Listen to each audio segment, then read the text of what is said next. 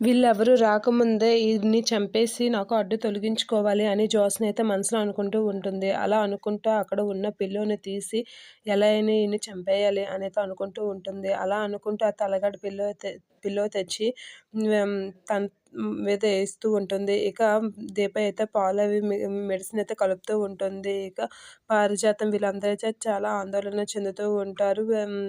దాసు విషయంలో కార్తీక్ వీళ్ళైతే ఏదో మాట్లాడుకుంటూ ఉంటారు. ఇక జ్యోత్స్న అయితే దాసుని చంపడానికైతే పిల్లో తీసుకొచ్చి తన ముఖం మీద పెట్టబోతూ ఉంటుంది. అలా పెట్టబోయేసరికి ఒకసారిగా దాసు కళ్ళు తెరుస్తూ ఉంటాడు. అది చూసి జ్యోత్స్న ఒకసారిగా షాక్ అవుతూ ఉంటుంది. ఏంటి కళ్ళు తెరిచాడు అనైతే షాక్ అవుతూ ఉంటుంది.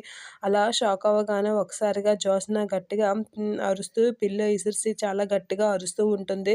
అమ్మో అని గట్టిగా అరిసేసరికి అందరూ ఒక్కసారిగా ఉలికి పడుతూ ఉంటారు. ఇక జ్యోత్స్న అయితే ఒకసారిగా కంగారు పడి అట్లా పడిపోతూ ఉంటుంది. ఇక ఏమైంది ఏమైంది అని చెప్పేసి అందరూ కంగారుగా పరిగెట్టుకుంటూ అక్కడికి వస్తూ ఉంటారు. దీప, స్వప్న వీళ్ళందరూ అయితే చాలా కంగారుగా పరిగెడుతూ వస్తూ ఉంటారు. అది చూసి పారిజాతం వీళ్ళు కూడా వెళ్తూ ఉంటారు. ఏమైంది ఎందుకంత గట్టిగా అరిచావు అని చెప్పేసి వాళ్ళైతే అంటూ ఉంటారు. ఇక దాసు అయితే వాళ్ళు వచ్చేసరికి తెరిచిన కళ్ళు మూస్తూ ఉంటాడు.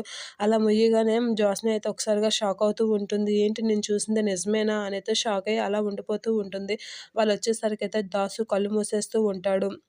అలా ముయ్యగానే ఏమైంది జ్యోత్స్న ఎందుకలా అరిచావు అని చెప్పేసి అందరూ కంగారు పడుతూ అక్కడికి వస్తూ ఉంటారు. ఇక జ్యోత్స్న అయితే చాలా కంగారుగా బాబాయ్ కళ్ళు తెరిచాడు అని అయితే చెప్తూ ఉంటుంది. అలా చెప్పగానే ఒకసారిగా అందరూ షాక్ అవుతూ ఉంటారు. ఏం మాట్లాడుతున్నావు నువ్వు అని అంటే బాబాయ్ కళ్ళు తెరవడం నేను చూశాను అనైతే అంటూ ఉంటుంది. అలా అనగానే అందరూ ఒకసారిగా షాక్ అయ్యి అలా చూస్తూ ఉండిపోతూ ఉంటారు. ఇక పారిజాతం అయితే ఏం మాట్లాడుతున్నావు నువ్వు అనైతే చూస్తూ ఉంటారు. ఇక దాసు అయితే కళ్ళు మూసుకొని ఉండడం చూసి కాసి నాన్న కళ్ళు మూసే ఉన్నాడు కదా తెరిచాడు అంటున్నావేంటి అనైతే క్వెషన్ మార్క్ ఫేస్‌తో అలా చూస్తూ ఉంటాడు జ్యోత్స్న కాసి.